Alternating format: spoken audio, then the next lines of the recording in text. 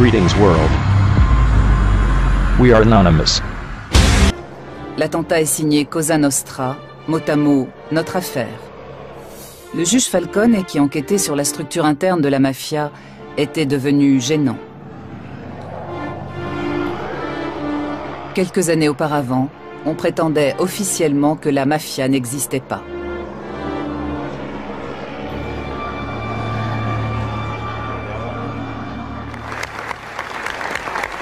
Au palais de justice de Palerme, on rend un dernier hommage aux victimes du massacre de Capaci. Des dizaines de magistrats, de policiers et de carabiniers, de journalistes et d'hommes politiques qui combattaient le pouvoir de la Cosa Nostra en Sicile ont été assassinés au cours des années 70 et 80. Avec Giovanni Falcone, l'Italie espérait terrasser définitivement la pieuvre. Mais après le massacre de Capaci, le combat semble perdu. Par la suite, les juges de Palerme se qualifieront eux-mêmes de cadavres ambulants. Le juge Paolo Borsellino, collègue et ami de Giovanni Falcone, se savait lui aussi menacé. Quelques mois plus tard, le 19 juillet 1992, Paolo Borsellino et son escorte sont victimes d'un attentat à la voiture piégée en plein centre de la capitale sicilienne. 9 ans plus tôt, le juge Rocco Chinnici et ses gardes du corps avaient subi le même sort, également à Palerme. Chinnici avait initié ses jeunes collègues Falcone et Borsellino à de nouvelles méthodes de lutte anti-mafia. Quand la mafia tue, le choix de la cible et la technique employée ont toujours valeur de message. En l'occurrence, le message signifiait « Gare à ceux qui s'imaginent pouvoir démasquer la mafia ou pire la détruire.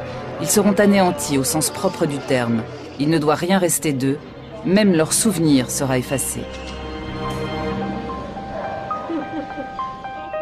Rocco Chinnici connaissait bien la Sicile, son histoire et ses habitants. Il fut le premier à enquêter sur le flux d'argent occulte de la mafia. Sans lui et sans les magistrats qui l'a formé, nous ne saurions rien de la mafia. Sa fille Caterina est à son tour devenue magistrate.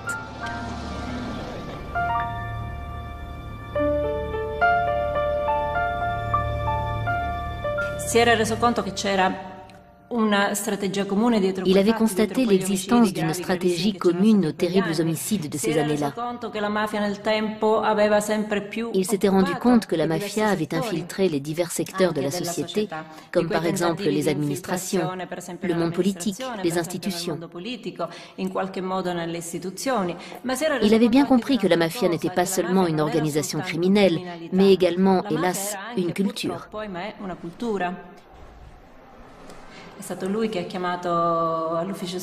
C'est lui qui a fait entrer dans le pool anti-mafia les magistrats Giovanni Falcone et Paolo Borsellino, qui sont des références pour nos autres magistrats. Pour moi, c'étaient des collègues, mais aussi des amis.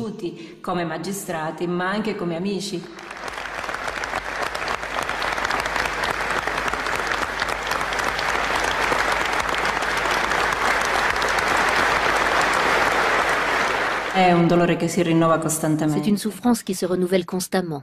Même si de nombreuses années ont passé, cette douleur ne s'apaise pas. Elle devient peut-être plus intime, plus dissimulée, mais elle est toujours très forte.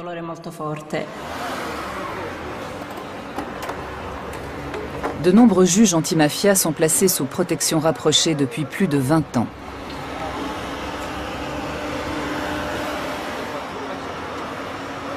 Tout comme leur famille, jour et nuit. Quand ils étaient étudiants en droit, ils étaient loin d'imaginer cela.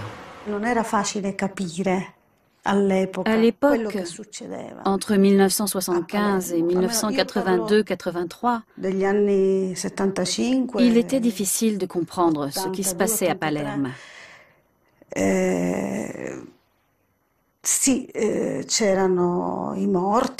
Bien sûr, les assassinats étaient bien réels. Il arrivait tout ce que nous savons, mais on n'y comprenait rien, car la mafia était secrète. La mafia était juste derrière nous. Elle nous suivait de près, mais nous, on ne la voyait pas. Giovanni Falcone avait réussi à obtenir les aveux d'un boss de la mafia. Mais les déclarations du témoin principal n'avaient pas suffi à traîner l'organisation secrète devant les tribunaux.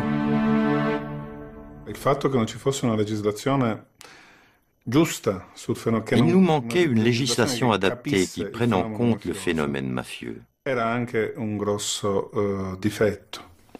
De plus, il existait cette collusion entre la mafia et une partie du monde politique, mais aussi de la magistrature, du barreau, des professions libérales au niveau local et quelquefois national.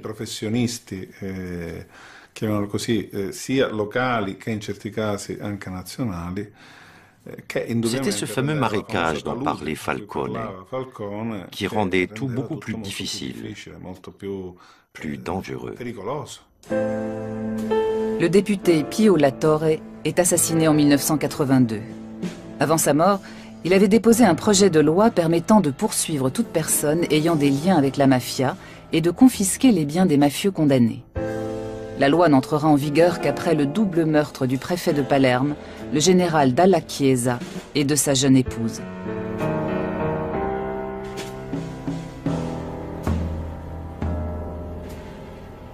Il est désormais possible d'arrêter et d'inculper des dirigeants de la Cosa Nostra. Leur organisation et leur puissante armée secrète sont dans le collimateur de la justice.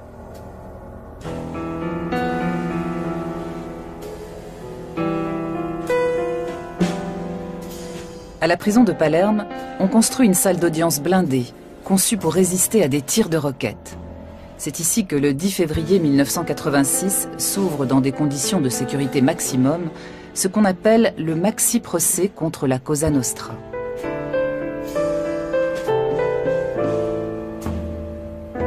Plus de 400 chefs et membres de la mafia sont inculpés par les juges Falcone et Borsellino. Chefs d'entreprise influents, fonctionnaires, directeurs de banque et politiciens locaux côtoient des serveurs ou des mécaniciens. Ces derniers sont en réalité des tueurs professionnels.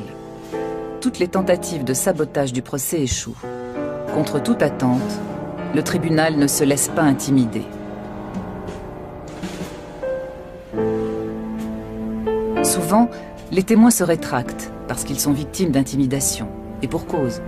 Cela fait plus d'un siècle que la Cosa Nostra bénéficie d'une totale impunité.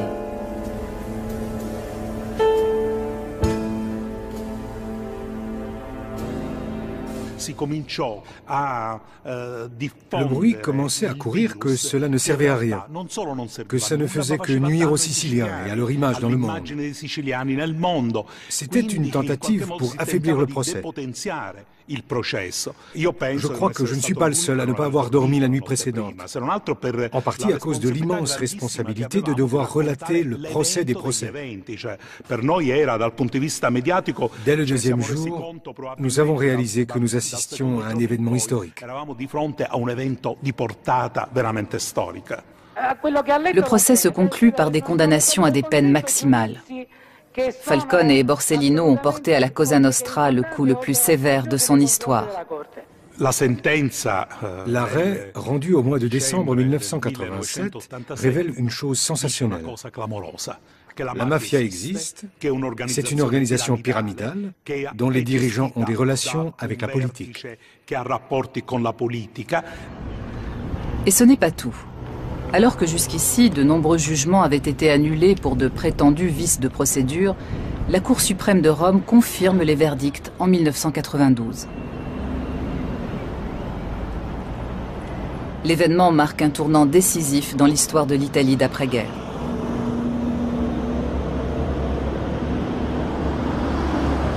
La réaction de la Cosa Nostra ne se fait pas attendre. L'organisation commence à faire le ménage dans ses propres rangs. Boss et politiciens chargés des contacts avec la démocratie chrétienne sont éliminés. Depuis la fin de la Deuxième Guerre mondiale, le parti avait pratiquement le monopole du pouvoir. Aujourd'hui, il est en pleine déliquescence. Falcone avait immédiatement compris. Il avait donné l'alerte, mais personne ne l'a écouté. Il avait dit « Le volcan est entré en éruption, désormais tout peut arriver ». Et en effet, les massacres de Capaci et de Via d'Amelio ont suivi, et lui-même et Borsellino ont été assassinés. En une année, la mafia a fait comprendre qu'elle détient toujours le contrôle total du territoire et de la vie de cette région. En 1993, un Sicilien sort de l'ombre. il fonde le mouvement politique Forza Italia pour le compte de son ami, l'homme d'affaires milanais Silvio Berlusconi, qui n'a jamais révélé l'origine de son capital de départ. En 1994, Berlusconi devient président du Conseil.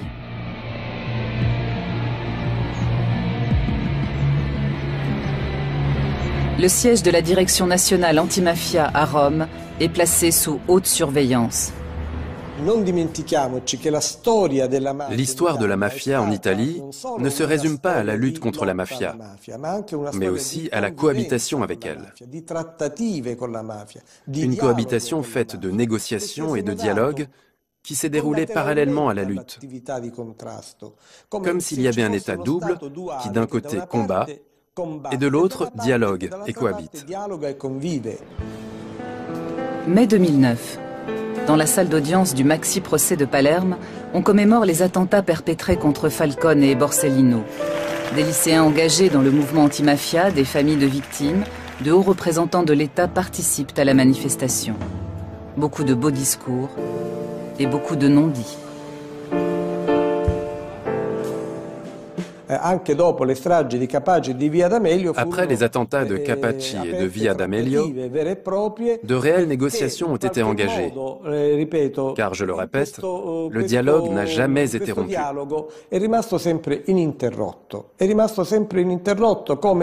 C'est comme si les massacres, les épisodes les plus sanglants, ne représentaient pas seulement une lutte subversive de la mafia contre l'État, mais surtout un rappel à l'État pour qu'il respecte les pactes.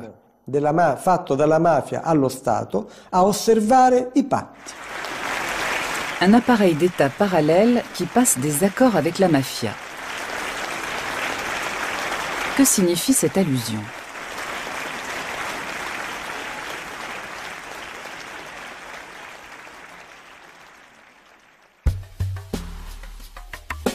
Voyage à Corleone, bastion légendaire de la mafia en Sicile. C'est ici que l'organisation est née, fondée par des régisseurs de domaine auxquels les grands propriétaires terriens confiaient les pleins pouvoirs. Ces hommes étaient à la fois collecteurs d'impôts, vigiles armés et juges. Les mafieux les plus connus d'après-guerre sont originaires de la petite ville de Corleone. Luciano Liggio, Totorina, Bernardo Provenzano ou encore Vito Ciancimino, qui deviendra maire de Palerme. Après la Deuxième Guerre mondiale, le docteur Michele Navarra devient le chef tout-puissant de la mafia. Il n'hésite pas à tuer lui-même les témoins gênants, y compris des enfants.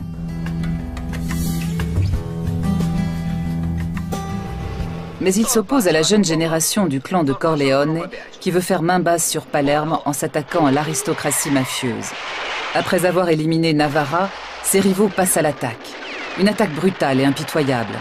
Au début des années 80, cette série de meurtres déclenchera à Palerme la guerre des mafias la plus sanglante de tous les temps.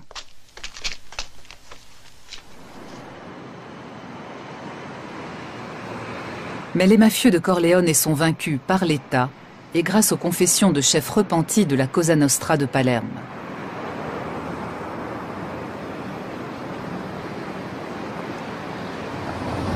Un centre international de documentation anti-mafia est créé à Corleone sur une idée de l'ancien maire de la ville.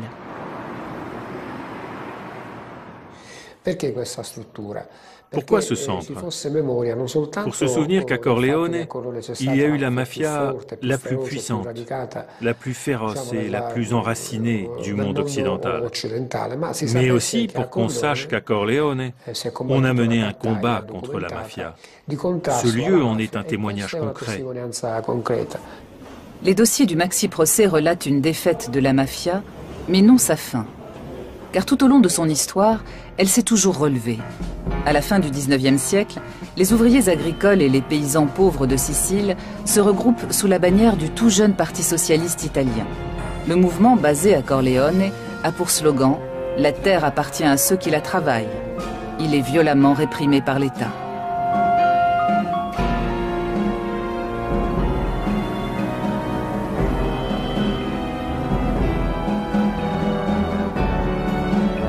Les mafiosi reprennent dès lors leur rôle de gardiens de l'ordre au service des nobles et des grands propriétaires terriens.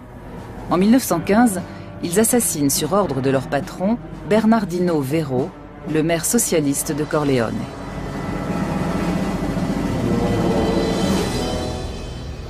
Dans le parc de Corleone, le buste de cet adversaire de la mafia est régulièrement la cible d'actes de vandalisme. Quelquefois même, il est volé. Il a fallu réinstaller la statue à plusieurs reprises. Elle a été plusieurs fois l'objet de vandalisme, parce que le personnage et l'œuvre de Bernardino Vero dérangent aujourd'hui encore la mafia de Corleone, qui est la plus ancienne mafia du fief.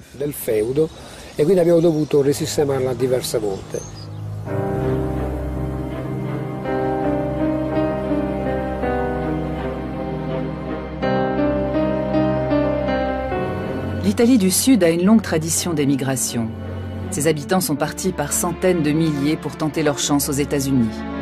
Parmi eux, des mafiosi qui emportaient avec eux leur savoir-faire en matière d'organisation secrète et leur sens de l'honneur meurtrier. Ils noyautent les associations d'immigrés italiens et dominent rapidement les gangs issus des immigrations irlandaises et juives. La mafia cherche toujours la proximité du pouvoir. Lors des élections, les mafiosi monnaient les voix de leurs compatriotes et prennent rapidement de l'influence dans la politique intérieure américaine. Et comme au pays, ils continuent de racketter les membres de leur communauté en échange de leur protection. L'opinion publique américaine rejette ces immigrés criminels. Pendant ce temps, un silence trompeur règne à Palerme. Il n'est pas question de la mafia. Sur le plan culturel, la ville prétend toujours rivaliser avec Paris et Londres. Jusqu'en 1893. Cette année-là, la mafia frappe très haut. Le journaliste et écrivain Gian Mauro Costa est originaire de Palerme. Il travaille sur l'histoire d'Emanuele Notar Bartolo, ancien maire de Palerme, devenu directeur de la Banque de Sicile.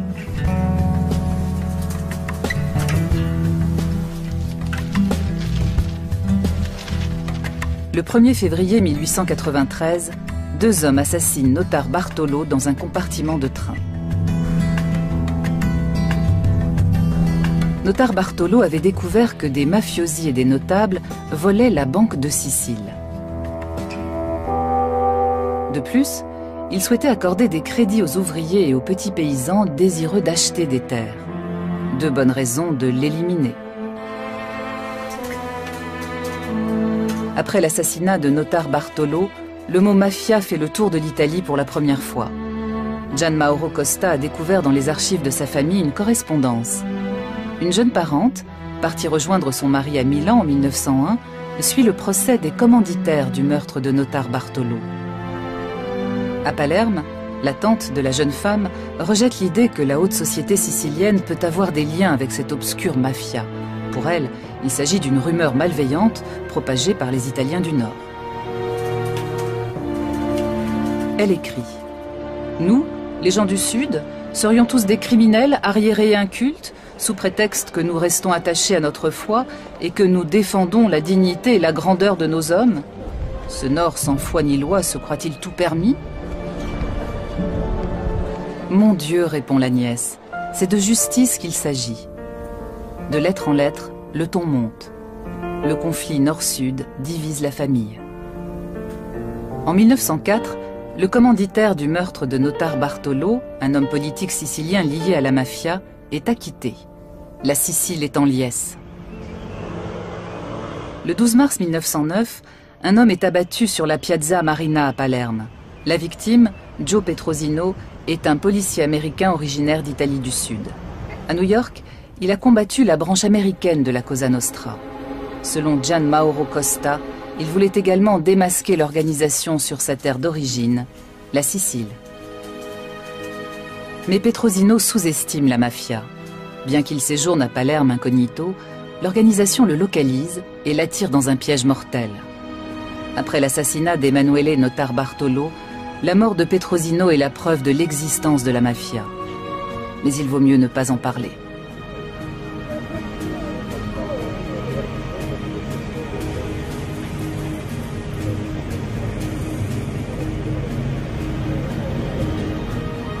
À New York, 200 000 personnes assistent aux funérailles du policier.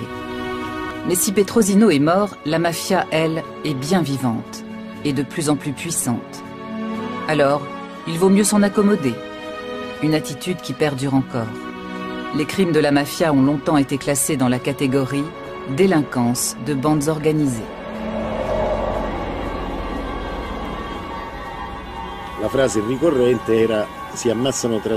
On disait alors, ils se tuent entre eux. Cela ne représentait donc pas un danger pour la société, puisqu'il s'agissait de règlements de compte au sein même de la mafia. Et on n'avait donc pas à s'en soucier. Ce dont on ne se rendait pas compte, c'est que la culture de la mafia s'enracinait dans cette ville et corrompait tout. Quand la Première Guerre mondiale éclate, on resserre les rangs dans tous les pays. À la fin de la guerre, les bolcheviks ont pris le pouvoir en Russie et des partis communistes se créent en Europe occidentale. Pour les masses laborieuses d'Italie du Sud, c'est un nouvel espoir. Dans toute la Sicile, on assiste à une vague de grèves, de révoltes et d'occupation des terres. Andiamo! Andiamo!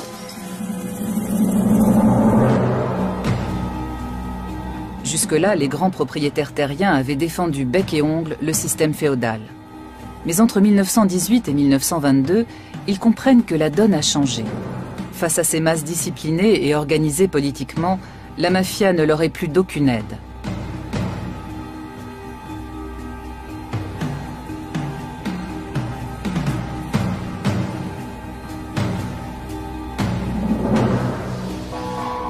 La dictature fasciste de Benito Mussolini met alors brutalement fin à toute forme de mouvement social. Le Duce ne supporte pas l'idée d'une Italie sous-développée. Il entreprend une modernisation radicale de l'Italie du Sud pour prouver la supériorité de son système. Il fait mécaniser des fermes, construire des cités modèles et ouvrir des écoles de prestige. Cependant, Mussolini ne touche pas au pouvoir des grands propriétaires terriens de Sicile. Quant à la mafia, il ne tient pas compte de son existence. Quand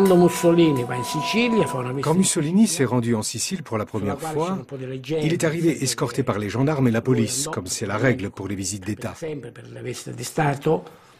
Un mafieux lui dit alors « Excellence, en Sicile, vous n'aviez pas besoin d'amener gendarmes et policiers, nous nous serions chargés de tout. » Cet épisode a heurté la susceptibilité de Mussolini, qui était convaincu, avec raison, d'être le seul à commander l'Italie.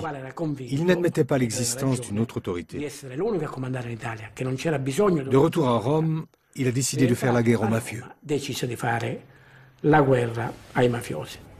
Le Duce envoie le préfet Cesare Mori en Sicile et lui donne les pleins pouvoirs. Selon lui, la mafia était un problème criminel. Il a donc employé des moyens militaires. Cesare Mori va plus loin. Pour débusquer les boss de la mafia, il emploie la torture et une répression massive contre la population. Mais la plupart des mafieux sont avertis et ont le temps de se cacher.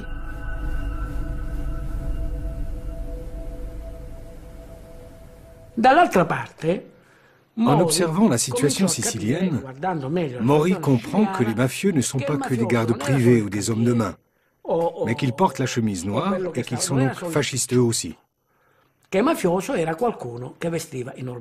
Alors il fait pression sur le parti fasciste national. Suite à cela, il est rappelé à Rome et nommé sénateur. Le régime ne parle plus de mafia et la mafia continue d'exister pendant la période fasciste. Mussolini est renversé en juillet 1943. L'idéologie fasciste et son empire usurpé s'effondrent.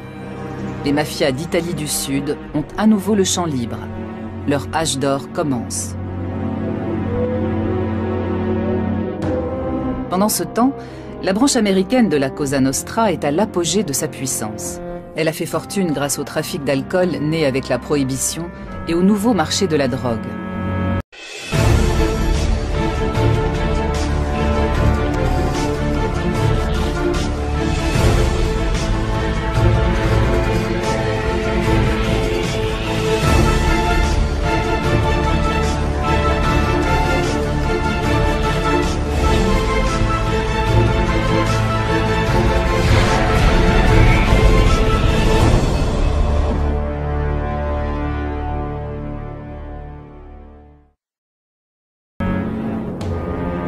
parrains légendaires comme Al Capone ont montré comment éliminer par la violence les concurrents, contrôler les marchés et corrompre politiciens et forces de l'ordre.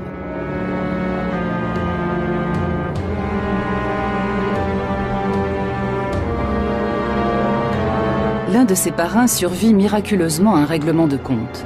Cette chance lui vaudra le surnom de Lucky Luciano. Pour éliminer tous les gangs rivaux, y compris les communautés italiennes organisées, il est encore plus violent que son modèle Al Capone. Il s'allie à Meyer Lansky, chef de la mafia juive. Avec des complicités de toutes origines, ils mettent la main sur les activités illicites les plus rentables du pays.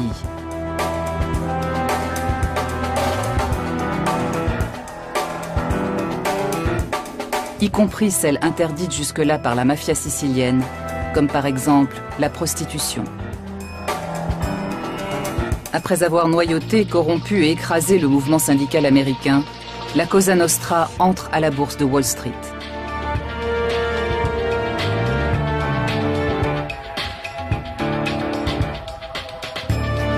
Pour les masses qui se retrouvent au chômage après la crise de 29, elle est l'un des seuls employeurs encore solvables.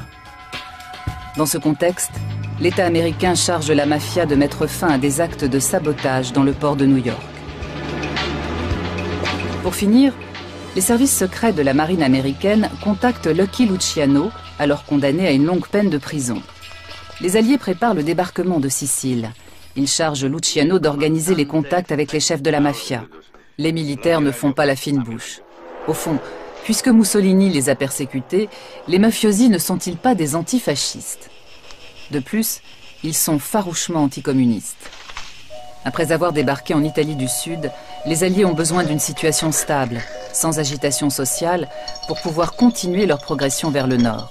Ils s'appuient donc sur des chefs mafieux, comme par exemple le parrain Carlo Vizzini. En juillet 1943, le débarquement allié en Sicile commence par une violente offensive aérienne.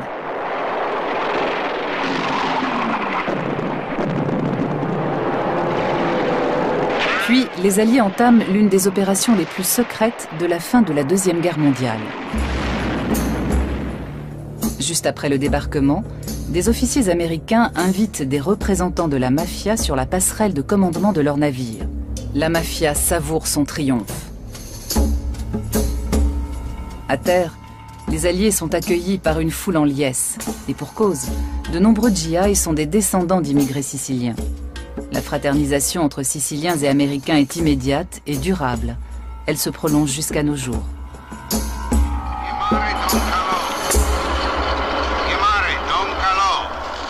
Don Carlo Vizzini, le parrain des parrains, est l'homme de la situation. Sous des dehors mal dégrossis, il joue un rôle clé dans toutes les activités lucratives de l'île. Sa famille compte quelques membres du clergé. Il est en contact direct avec le cardinal et donc avec le Vatican. Du coup, les gens simples de la campagne le considèrent presque comme un saint. Quand les Américains l'invitent dans leur quartier général, il est adulé comme un dieu.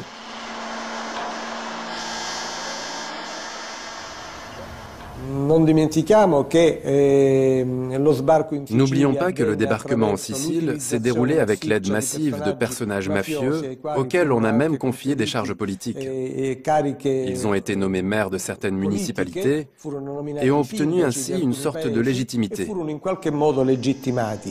Don Carlo Vizzini, è con piacere che il militare comando vi nomina sindaco di Villalba.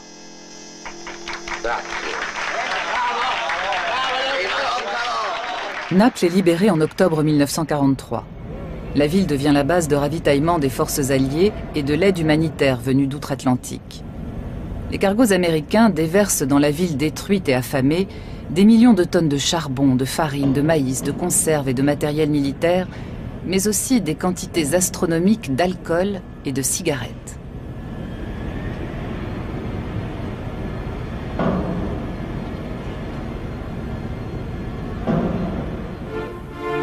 L'avocat américain Charles Poletti, issu d'une famille de la région, est nommé gouverneur militaire de l'Italie du Sud occupée. Comme d'autres militaires haut placés, il s'enrichit grâce au marché noir des cigarettes américaines.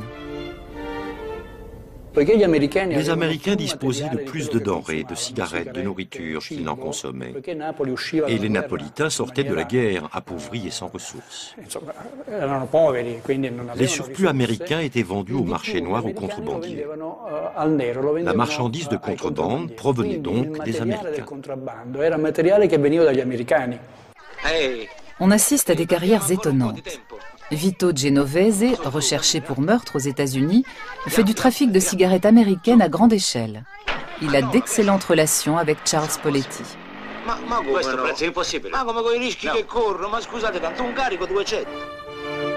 Un autre gros bonnet de la mafia américaine va s'établir à Naples, où il devient un homme d'affaires respecté, Lucky Luciano. Il modernise les mafias d'Italie du Sud sur le modèle américain. Pour certaines raisons sociales, la contrebande était tolérée. La vente des cigarettes s'effectuait jusque sous les murs de la préfecture. On voyait des policiers qui allaient acheter des cigarettes de contrebande. Il ne semblait pas y avoir de mal à cela. Au point que quand la répression a commencé à Naples et que les canaux à moteur qui servaient à la contrebande ont été saisis, les gens se sont mis en grève et ont manifesté. À Naples, la mafia fait des affaires florissantes. En Sicile, elle cherche à s'établir sur le terrain politique. Juste après la guerre, les partis communistes et socialistes mobilisent de plus en plus de monde en faveur de la réforme agraire, nécessaire depuis longtemps. Ils réclament en plus l'abolition de la monarchie au profit d'un État républicain. La plupart des barons locaux et des grands propriétaires terriens redoutent l'avènement d'une république populaire de type socialiste. Une nouvelle fois, la mafia est mise à contribution pour contrer la gauche et les syndicats. Mais la violence à elle seule ne suffit plus à contenir les revendications de réforme.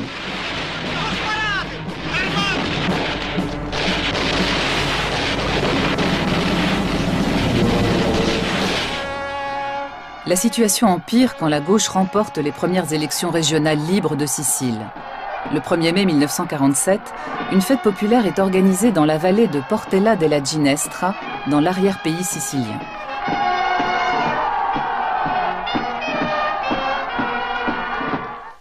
Les grands propriétaires terriens de Sicile réclament alors l'indépendance de l'île et demandent au gouvernement américain d'en faire le 49e État de l'Union. Mais avant cela, il faut stopper la progression de la gauche, par n'importe quel moyen. La mafia en fera son affaire.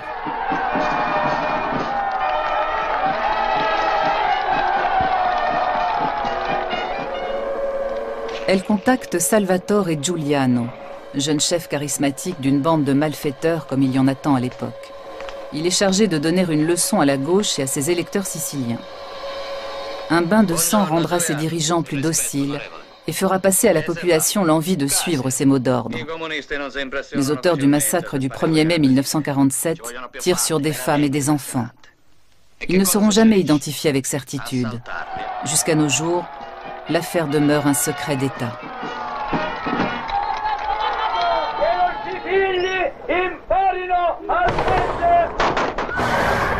Le bilan est lourd. 11 morts, dont 4 enfants, et plus de 30 blessés graves.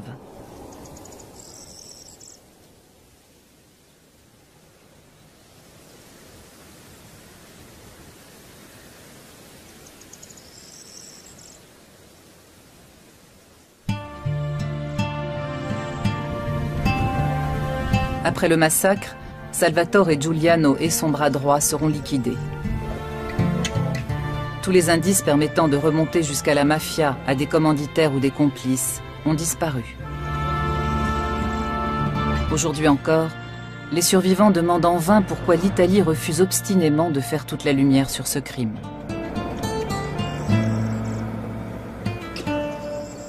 Maman a tout de suite été touchée. Elle n'a pas dit un mot. Elle a mis sa main comme ça. En me retournant, j'ai vu le sang couler de son nez et de sa bouche. J'ai dit, « Maman, c'est quoi ce sang ?» Elle a levé les yeux sans rien dire. On l'a soutenue tant qu'on a pu. Quand ça n'a plus été possible, on l'a étendue par terre. Nous étions couverts de sang. Puis peu après, ils ont recommencé à tirer. En rentrant chez nous, nous avons rencontré mon frère. Il a dit, « Papa, ils ont tué le cheval. » Nous avons répondu en pleurant. Ils ont fait pire. Ils ont tué maman. Il a mis sa main comme ça, sans un mot, sans une larme. Nous, gens de gauche, on nous surveillait comme des délinquants. Ces gens-là, ils ont tiré sur des honnêtes gens pour soutenir les délinquants. Et nous voulons savoir d'où cela est venu. Avant de mourir, je voudrais connaître la vérité sur Portella della Ginestra.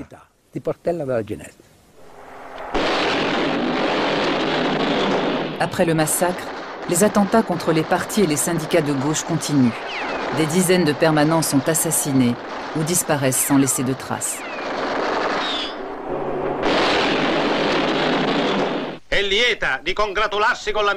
Des chefs mafieux comme Genco Russo se lancent dans la politique.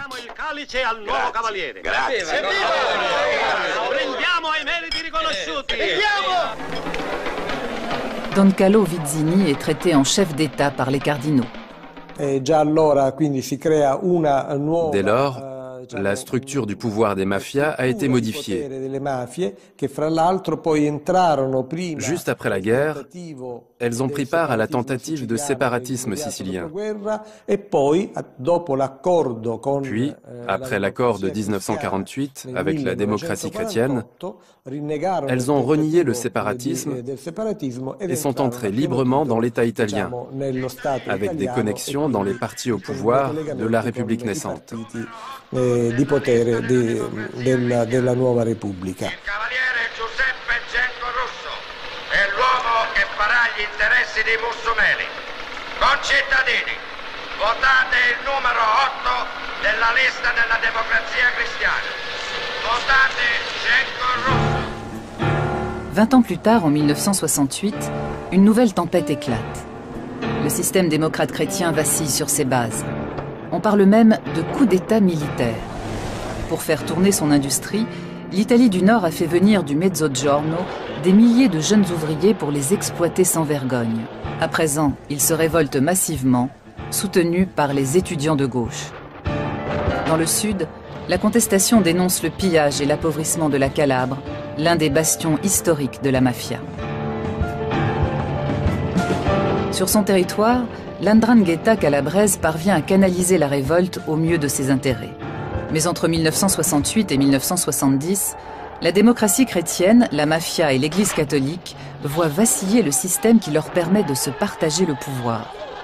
Dans le secret d'une loge maçonnique, elle prépare le passage de la démocratie à un système autoritaire, avec un président tout-puissant. Elles ont le soutien des services secrets américains qui s'intéressent de près à l'Italie, membre de l'OTAN.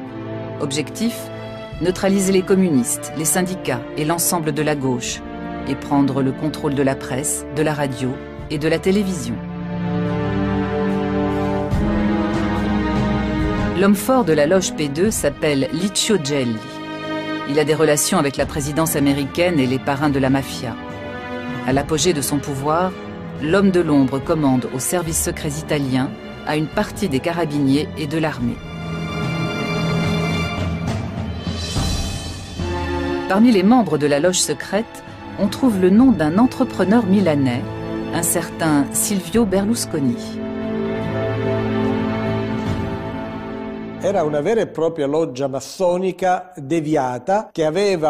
C'était une vraie loge maçonnique, dont les membres étaient représentants des services publics, de la magistrature et des forces de l'ordre. Mais elle était infiltrée par des personnages très discutables, proches de clans et de groupes mafieux. Ce qui les unit, c'est la peur du communisme. Il faut comprendre la position de l'Italie pendant les années de la guerre froide. Ses frontières touchaient aux deux blocs. Son parti communiste était le plus fort d'Europe. Elle représentait donc un risque pour le bloc occidental. Un passage au socialisme de l'Italie aurait représenté un grave problème pour l'OTAN et pour l'équilibre mondial. Pendant cette période, les mafias étaient indispensables au maintien des équilibres, grâce à leur anticommunisme, surtout dans l'Italie méridionale.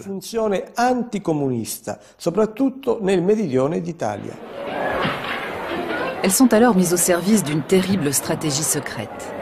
Fin 1969, les services secrets italiens et américains optent pour la stratégie de la tension, avec le soutien de groupes néofascistes et de la mafia. C'est le début d'une série d'attentats à la bombe dans des gares, des trains ou des rassemblements de masse. Officiellement, ce climat de terreur est mis sur le compte de la gauche italienne. En réalité, il s'agit de faire pencher l'opinion publique en faveur d'un homme fort qui prendrait la tête de l'État. L'Église se tait toujours. Pendant 150 ans, elle a respecté la loi du silence, contestant l'existence de la mafia, qu'elle qualifiait même d'invention des communistes. Seul le cardinal de Palerme, Salvatore Pappalardo, dénonce la collusion de l'Église, de la démocratie chrétienne et de la mafia.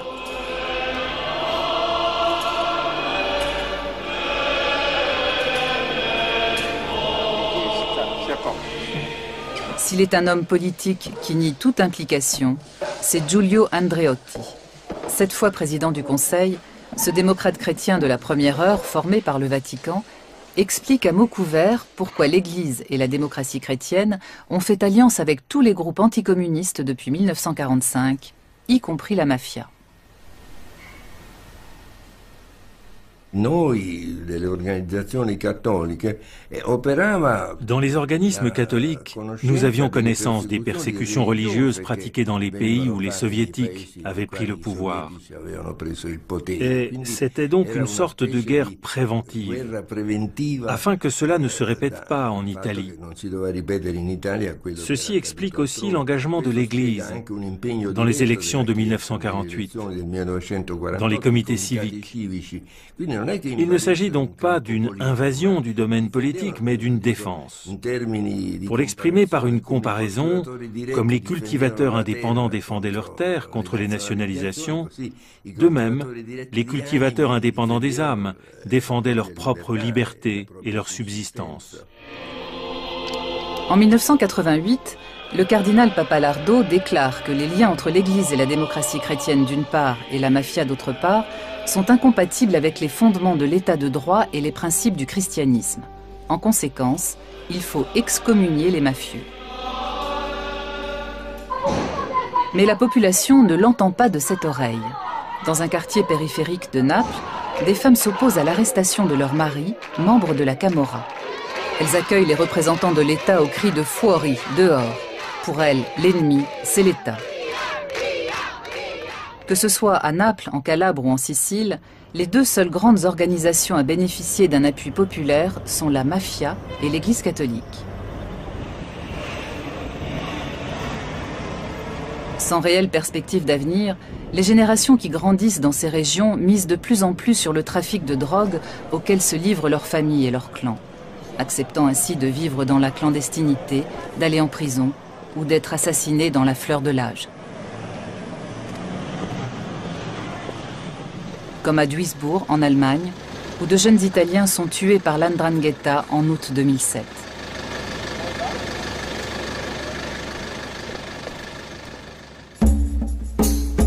L'existence de l''Ndrangheta calabraise a longtemps été ignorée, puis largement sous-estimée. Aujourd'hui, c'est l'organisation mafieuse la plus puissante et la plus dangereuse d'Italie. À cette époque, la mafia calabraise ne possédait pas les moyens financiers d'entrer dans le marché de la drogue. La région était relativement pauvre et arriérée. Cette mafia a donc été obligée de se constituer un capital de départ pour accéder au marché de la drogue. Et c'est par l'industrie de la prise d'otages qu'elle l'a fait. En 10 années d'enlèvement, des centaines dit-on, elle a réussi à accumuler le capital nécessaire pour accéder au marché international des stupéfiants. Dans les montagnes de Calabre, les victimes d'enlèvement sont presque impossibles à retrouver malgré l'impressionnante mobilisation des forces de l'ordre. L''Ndrangheta investit l'argent des rançons dans des entreprises de travaux publics, ce qui lui permet ensuite de profiter des milliards que rapporte la modernisation de l'autoroute reliant Salerne à Reggio de Calabre. L''Ndrangheta est profondément ancré dans le catholicisme, à tel point que les chefs de clan se réunissent chaque année dans un lieu de pèlerinage des montagnes de l'Aspromonte. Si l'organisation étend ses ramifications dans le monde entier, ce n'est pas seulement dû à l'émigration, mais aussi à la volonté délibérée des clans. L'Ndrangheta n'est pas restée ici, à Africo, ni à San Luca ou à Plati. Des membres des clans ont été transférés, comme des filiales, dans les régions du Nord ou à l'étranger. L'Ndrangheta est l'unique organisation mafieuse italienne à posséder 2 ou 3 sièges. Le cœur et le cerveau sont ici, à Africo, mais l'autre partie d'Africo se trouve à Milan ou à l'étranger, où elle manipule d'incroyables quantités de drogue. Il faut considérer Africo dans sa dimension nationale et internationale si on veut comprendre ce qu'ont réussi à faire ces gens-là.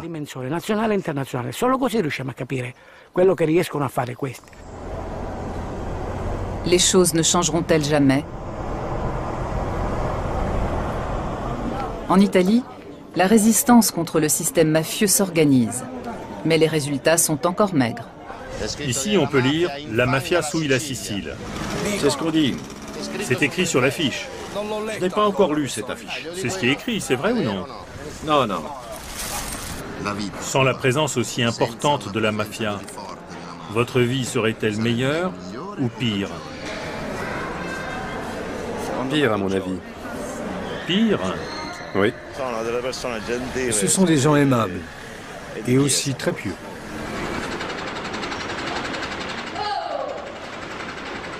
Avec un chômage avoisinant les 70%, des centaines de milliers de personnes ne peuvent compter que sur les revenus du trafic de drogue et d'autres activités illégales. Les fonds publics sont détournés par un petit nombre, avec comme conséquence des déchets toxiques déversés dans des décharges sauvages ou dans la mer, des immeubles qui tombent en ruine, des côtes polluées et des sites naturels uniques dont on vantait déjà la beauté dans l'Antiquité, noyés sous des tonnes de béton. Ceux qui aspirent à une vie indépendante et tentent de s'affranchir de ce système criminel sont victimes de représailles. Dans ces conditions, toute évolution de la société est impossible. Tout espoir d'amélioration demeure lettre morte. Exemple, cette clinique de luxe servant à blanchir de l'argent sale.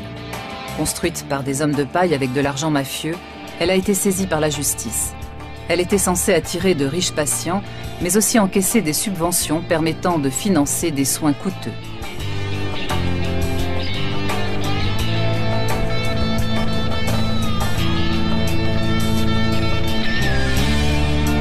Conséquence pour le système de santé, une administration pléthorique et incompétente et un manque cruel de médecins et de personnel soignant qualifié.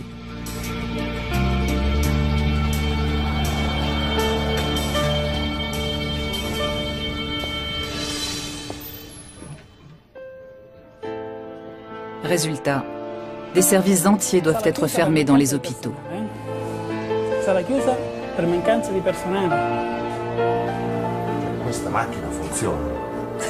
Des équipements onéreux restent inutilisés par manque de personnel.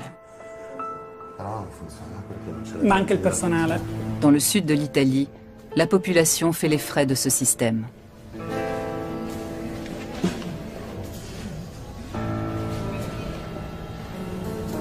À la direction de la lutte anti-mafia, on ne se fait pas d'illusions.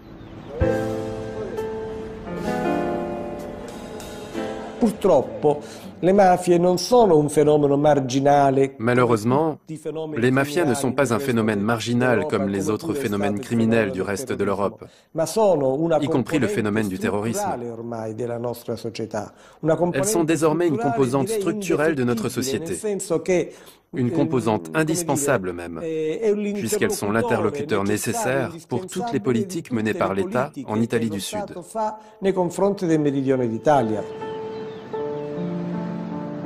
Rares sont ceux qui parlent aussi ouvertement de la mafia et refusent de se taire malgré la menace meurtrière.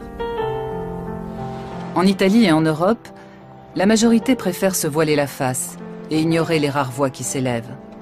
Pourtant, ce sont elles qui ont permis de comprendre le fonctionnement des mafias et de balayer l'idée qu'il s'agissait uniquement de crimes organisés. L'État mafieux est une réalité qui gangrène la société.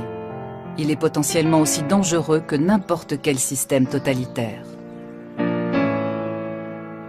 Mais il se cache et se camoufle pour essayer de faire oublier qu'il a des milliers de victimes sur la conscience. Pour les témoins que nous avons rencontrés, la mafia n'est pas seulement la survivance d'un folklore archaïque limité à des zones sous-développées d'Italie du Sud. Ce film leur est dédié, à eux et aux millions de personnes qui subissent le pouvoir des mafias, et dont le nombre pourrait encore augmenter en Italie du Sud, comme partout ailleurs.